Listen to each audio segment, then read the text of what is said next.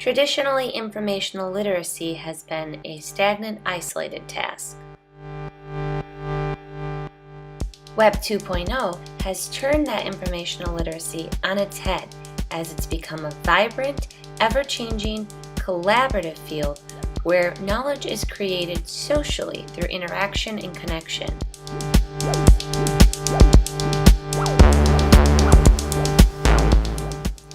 So how can we prepare our students with the skills needed to navigate the complexities of informational literacy online? By identifying content objectives, best practice instructional strategies, and integrating technology tools, we can improve student learning and confidence in demonstrating these important literacy skills. Designing lessons that utilize this real-world interaction online will provide both relevancy and authentic purpose to the research process and the literacy skills required to interpret and produce meaningful theories and essays. Currently, I teach in Gull Lake Middle School in Richland, Michigan, where I teach 7th grade language arts. My students are spontaneous, active, and very creative. They love to collaborate, though they don't always know how to use it for educational purposes, and especially not for communication and creation in an online context. Our access to technology is also limited as there are only 3 labs to check out, 2 of which run classes on a regular basis. So one of my goals has been how to make the most out of collaboration using technology when we have the access and the resources to do so. For this example, I will focus on the second step of informational research, organizing, annotating, and summarizing articles online. One tool that supports this skill is Diigo, a social bookmarking site.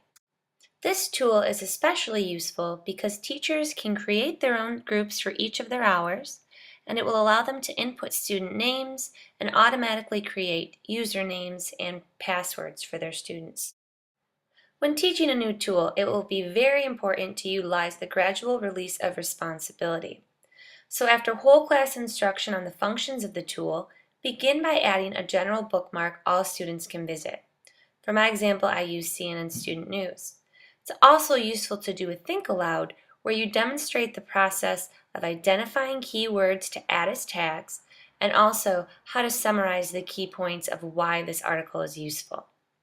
From the site, students should practice demonstrating these same basic functions, and though each of these functions involves a different set of literacy skills, right now we're just hoping that students can complete the task. Later, you can increase the content challenge to more accurately analyze and evaluate the articles that they're adding. After the basic functions have been achieved, the teacher can model higher-level thinking skills in analyzing and evaluating choices. One way would be to have multiple students add summary comments and tags to the same bookmark, then discuss similarities and differences. The teacher will also have the ability to view student bookmarks as they are added to improve just-in-time learning, responding to needs as students are working through this process, which is usually invisible, but now a visual process for all. Eventually, the students will be ready to move into the realm of collaboration. As they share sources throughout the research process, they can also be prompted to comment and evaluate on the choices made by peers. They can add additional comments to refine peer skills and add new insights to how sources are interpreted and connections made. For example, when 2 peers are working on the same topic, you can eventually have them put up different versions of summaries or question the choices that peers made if they were really getting the most important information. It's also possible for them to view what other students did who might have had a better shot the first time around. For example, compare this series of comments. Are any of them helpful in determining how the site could be useful?